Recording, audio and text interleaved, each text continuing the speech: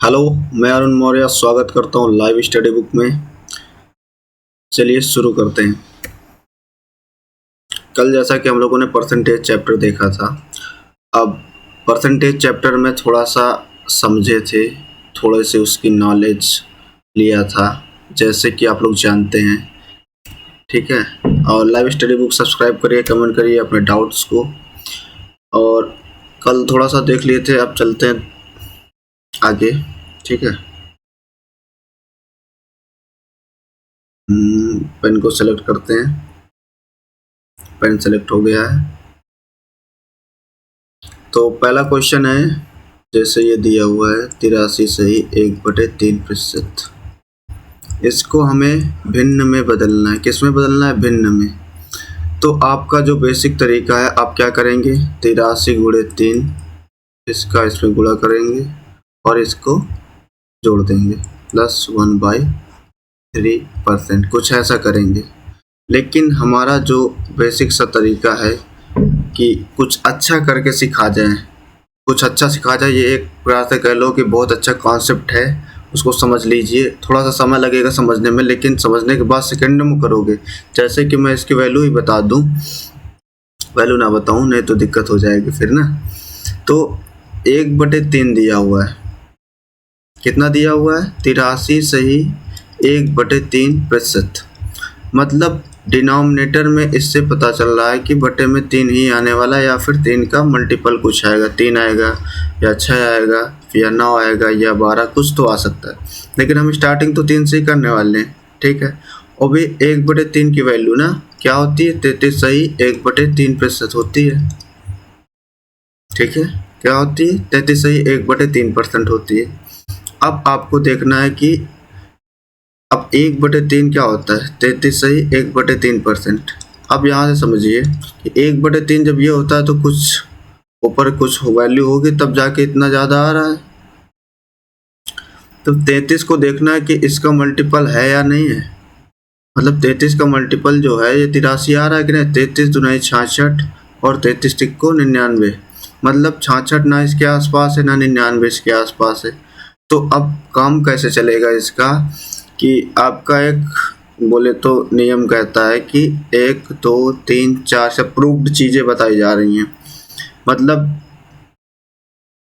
78 79 नहीं 79 80 81 82 और 83, यहाँ से यहाँ तक ही केवल वैल्यूज हो सकती है। ये कट जाएगा, अगर यहाँ 84 हो गया तो भी कट जाएगा।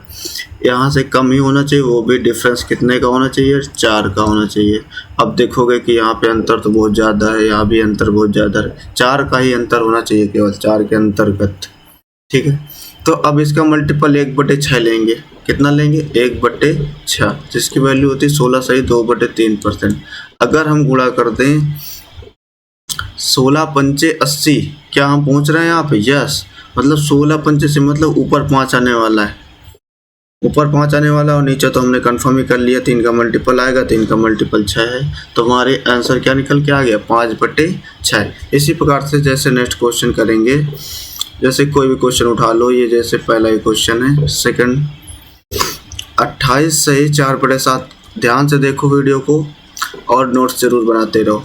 ठीक है, अब 7 जो दिया है 7 डिनोमिनेटर में आने वाला है। अब इससे 1/7 की वैल्यू होती है 14 सही 2/7। अब वैल्यूज याद होनी चाहिए। 1/7 की वैल्यू क्या होती है? 14 सही 2/7%। तो सबसे पहले देखिए कि 14 जो दिया हुआ है इसका मल्टीपल है या नहीं है। 14 दूनी 28, ये तो परफेक्टली है, इसका मतलब 2/7 ये वैल्यू हो गई। इसी प्रकार से जैसे ये दिया हुआ है 57 1/7%, इसको भिन्न में बदलना है तो 7 नीचे आना ही आना है, और 14 इसकी वैल्यू होती है 1/7 की। तो 14 चौको 56, इसके आसपास है या नहीं है? 4 अंक का डिफरेंस होना चाहिए। तो 14 चौको 56, मतलब ये 4/7 की वैल्यू हो गई। इसी प्रकार से आप कोई भी क्वेश्चन करिए, लेकिन जिसमें डिनोमिनेटर में जैसे दिया हुआ है 55 सही 5/9 और 18 सही 2/11, जिसमें डिनोमिनेटर में 9 और 11 दिया हो तो ये जो भिन्न होती वही हमारा आंसर होता है। तो इसका आंसर 5/9 होगा और इसका आंसर 2/11 होगा। क्यों? भाई 9 और 11 की चिंता खत्म कर दो, जो दिया होगा वही आंसर होगा। आप चाहे इस तरह से निकाल लो, प्रूव्ड है। ठीक है, और सारे क्वेश्चन आप घर पे लगाएंगे। मान लो ये दिया है 91 सही 2/3%। अब आप देखेंगे कि 3 का मल्टीपल तो यहाँ आने वाला है, 3 का मल्टीपल तो यहाँ आने वाला है, मतलब हर में 3 आने वाला है। लेकिन 33 तिक्को 99 के अंतर 4 है नहीं, और 33 तो नहीं 66, ये भी अंतर बहुत लंबा है। इसका मतलब 6 आना चाहिए। 6 का मतलब 3 दूनी 6, मतलब 6 छोटा छोटा नंबर है 3 का मल्टीपल, 3 तो आ नहीं सकता। तो 16 1/6 की वैल्यू क्या होती है? 2 सेकंड रुकिए, दिखेगा नहीं ना, यहाँ पे क्या लिखा था, 91 सही 2/3% था, है ना। तो हम लोग 1/6 ले रहे थे, 16 सही 2/3, 16 पंचे 80, 16 छक्का 96, आगे जाना नहीं चाहिए इसके, 16 पंचे 80, 11 अंक अंतर आ रहा है, तो ये नहीं हो सकता। मतलब 1/9, 1/3 को 9 होता है, 1/9 भी नहीं ले सकते, क्योंकि 11 दूनी 22, 11 नहीं 99, 11 8 88, 88, 89, 90, 91, 11 8 88, नहीं 3 दूनी 6, 3 त्रिको 9, 1/9 की वैल्यू क्या है? 11 सही 1/9 ये है। तो अगर हम देखें कि 11 नहीं 99, 99 तो है नहीं, और 11 8 88, 89, 90, 91, मतलब 11/9 ये वैल्यू हो सकती है ना। लेकिन ये गलत है। क्यों गलत है? आगे चल के देखेंगे। इसका आंसर होगा 91 सही 2/3% का, ये 12 से सॉल्व होगा। किससे? 1/12, मतलब इसकी वैल्यू होती है 8 सही 1/3%, मतलब क्या हुआ? 11 8 88, मतलब 11/12 ही अपना आंसर हो जाएगा। ठीक है, और हमने अभी देखा कि 11/9 हो क्यों नहीं सकता। 9 के लिए और 11 के लिए, मतलब डिनोमिनेटर में 11 और 9 जब भी होगा तो उसमें 9 आएगा ही आएगा, 11 भी आएगा ही आएगा। तो यहाँ पे तो 11 9 को चेक करने की जरूरत ही नहीं थी, डायरेक्ट 12 ही चेक करते। ठीक है, तो चलिए नेक्स्ट क्वेश्चन है। जैसे ये दिया हुआ है 1420 का 25%। क्लियर। अब इसको निकालने के 2-3 तरीके हैं। पहला तरीका ये है कि गुणा करके, मतलब का मतलब गुणा होगा, गुणा करने के बाद 100 का भाग दे दिया जाए। 100 का भाग मतलब परसेंटेज को बदलेंगे ना। उसके बाद अगर हम बोल दें कि 1420 25% का मतलब इसकी वैल्यू याद कर लिए, तो 1/4 डायरेक्ट करके आंसर आ जाएगा।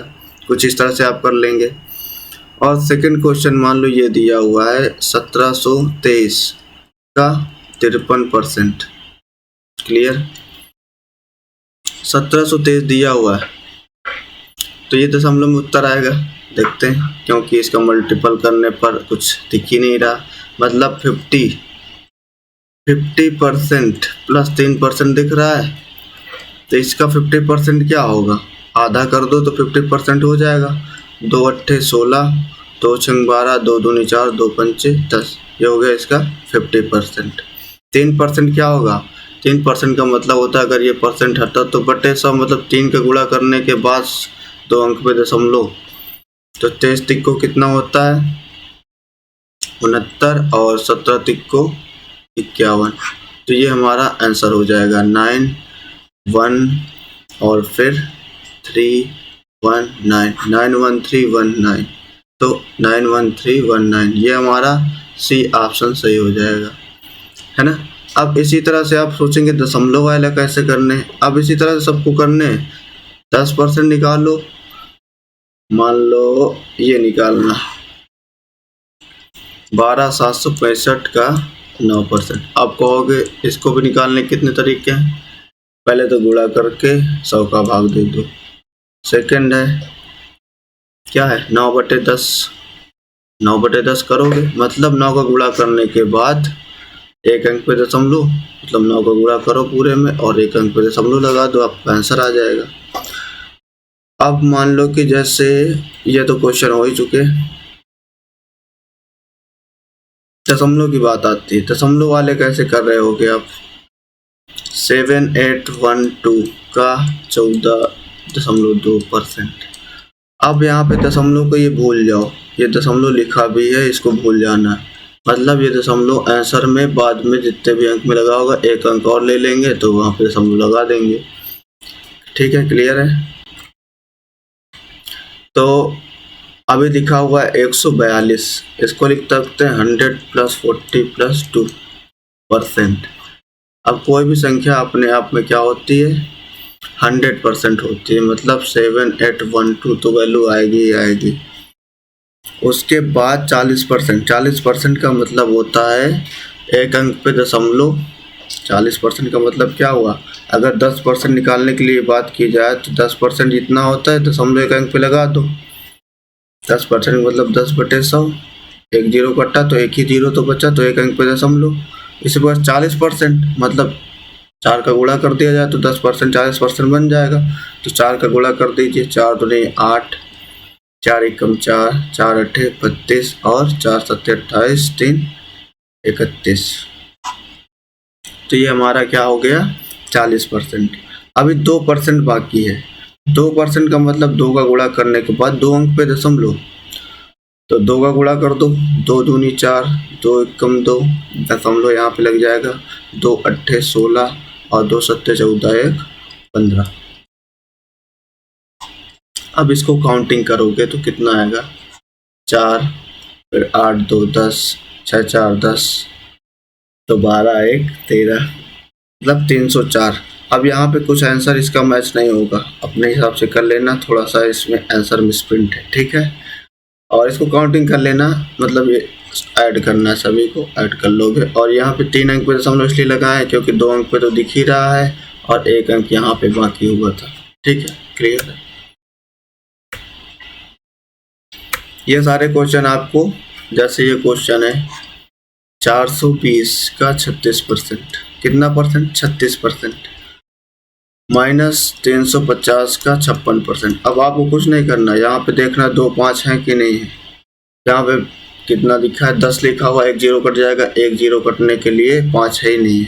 इसका मतलब क्या करना है? 36% निकालिए और इसका कुछ परसेंट निकालिए और घटा दीजिए, सेम पीछे की तरह करना है। ठीक है,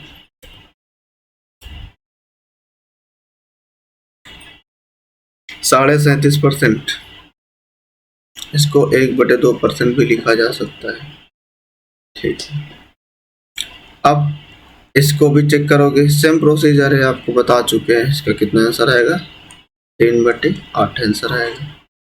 ठीक है, 16 सही 2/3%, ये भी वैल्यू याद है आपको, ये भी वैल्यू याद है। कितना आंसर आएगा इसका?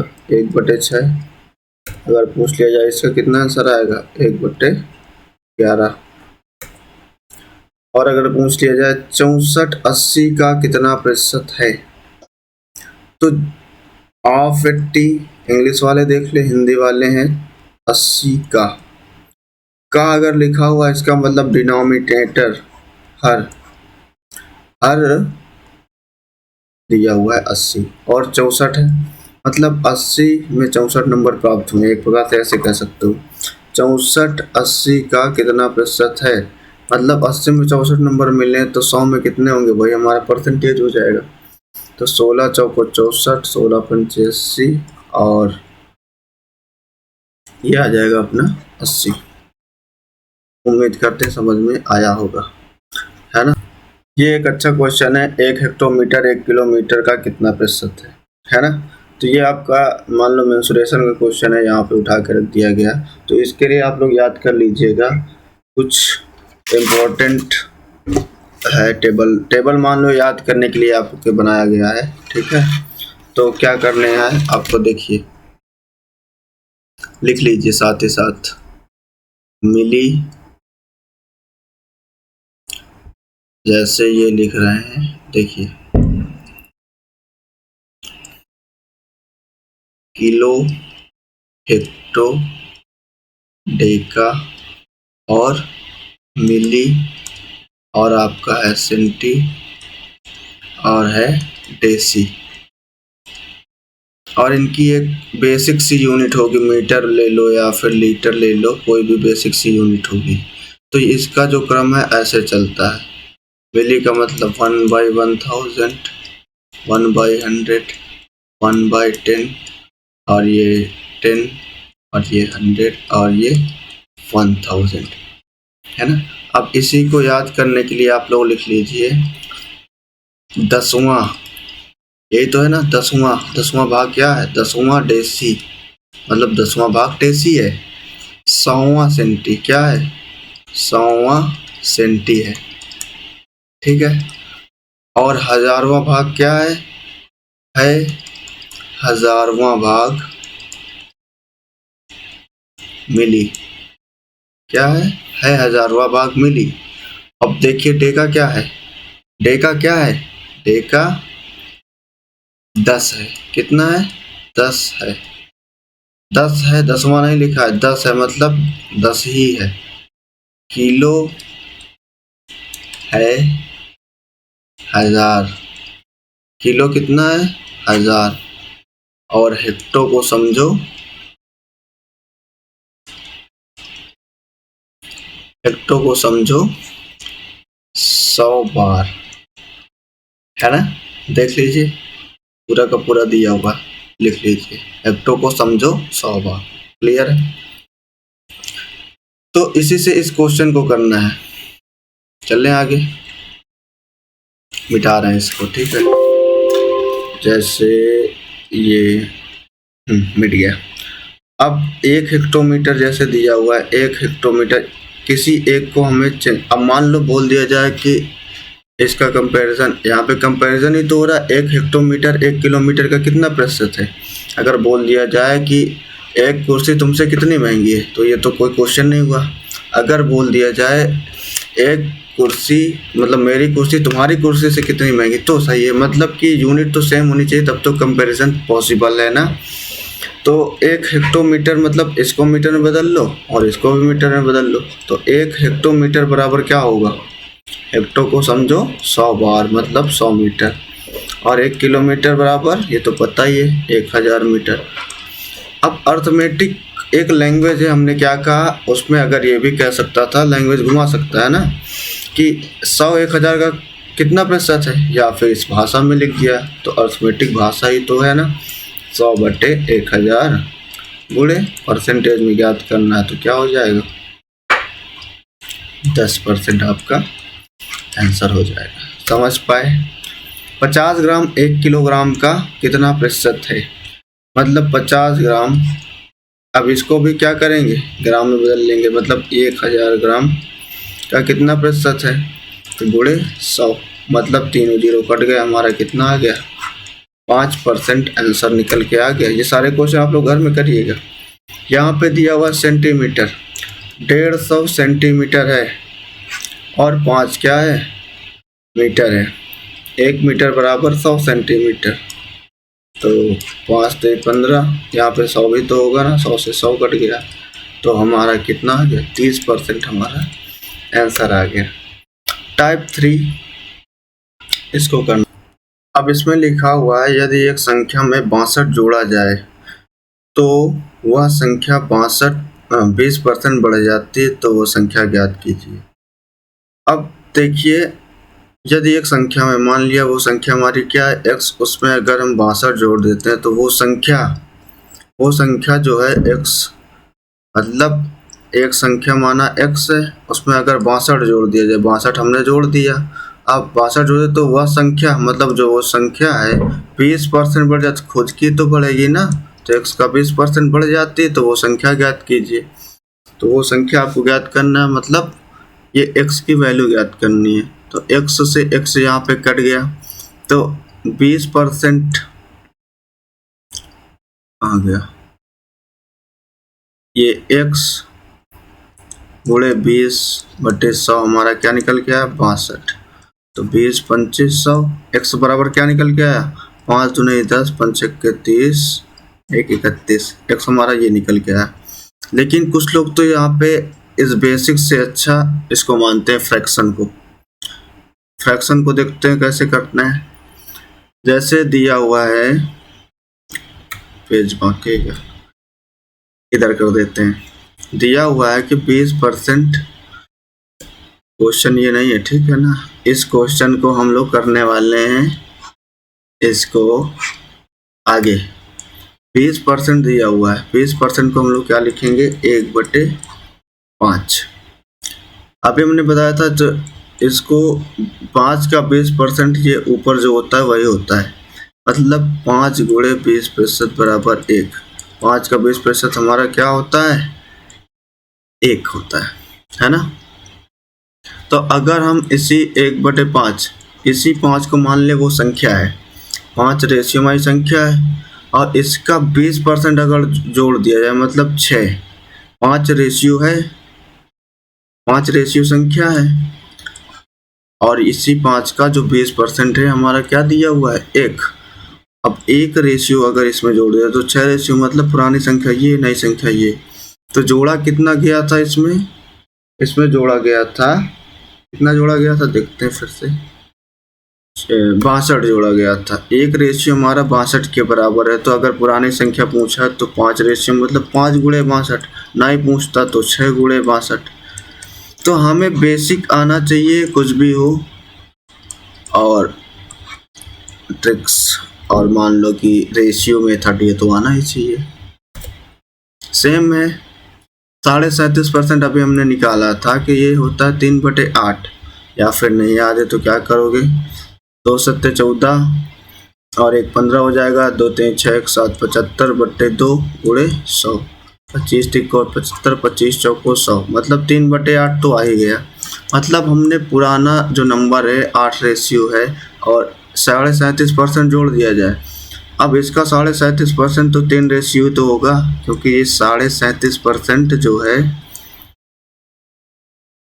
8 का 37.5% 3 होता है। 8 का 37 मतलब ये ओल्ड नंबर है, अगर इसमें इतना जोड़ दिया जाए 3 रेशियो तो हमारा हो जाएगा 11 रेशियो, जो न्यू नंबर बन जाएगा।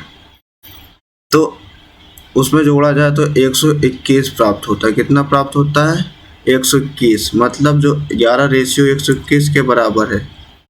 तो मतलब 121 जो है 11 की वैल्यू है। तो हमें ज्ञात कितनी करनी, संख्याएं बताना है। तो पुरानी संख्या है 8, 8 की वैल्यू ज्ञात करनी है। तो हमारा कितना आंसर आ जाएगा, 88। कल हम लोग करने वाले हैं नो चेंजेस, मतलब ये बहुत इंपॉर्टेंट परसेंटेज का टॉपिक है, तो इसको समझना है, ठीक है।